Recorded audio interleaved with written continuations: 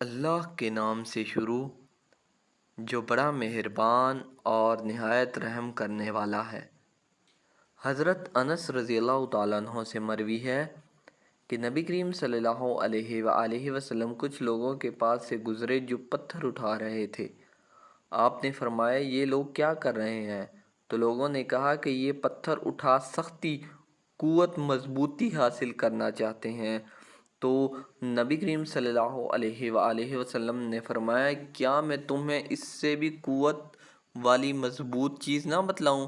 یا اسی طرح کی کوئی بات کہیں وہ شخص جو غصے کے وقت اپنے آپ کو قابو میں رکھتا ہے وہ اس سے زیادہ قوت والا اور مضبوط ہے۔ اور ایک روایت میں ہے کہ نبی کریم صلی اللہ علیہ وآلہ وسلم کچھ لوگوں کے پاس سے گزرے جو ایک دوسرے سے کشتی کر رہے تھے۔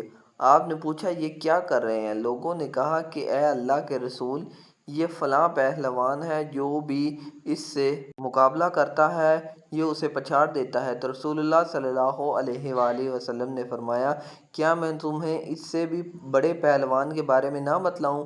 وہ شخص جس پر کسی دوسرے آدمی نے ظلم کیا تو اس نے اپنا غصہ پی لیا، اس طرح وہ خود پر بھی غالب آ گیا، اپنے شیطان پر بھی غالب آ گیا اور اپنے ساتھی کے شیطان پر بھی غالب آ گیا۔ حضرت ابو ہریرہ رضی اللہ تعالیٰ عنہ سے مروی ہے کہ ایک آدمی نے کہا اے اللہ کے رسول، میرے رشتہ دار ہیں، میں ان سے ملتا ہوں، وہ مجھ سے دور ہوتے ہیں، میں ان سے نیکی کرتا ہوں بٹ وہ مجھے تکلیف دیتے ہیں، میں حلیم و بردباری والا ہوں، وہ جاہل قسم کے لوگ ہیں۔ آپ نے فرمایا جس طرح تم کہہ رہے ہو اگر واقعی معاملہ اس طرح ہے تو گویا تم نے ان کے منہ میں خاک ڈال رہے ہو، اور جب تک تم اس کام پر ڈٹے رہو گے اللہ کی طرف سے ایک مددگار تمہارے ساتھ رہے گا۔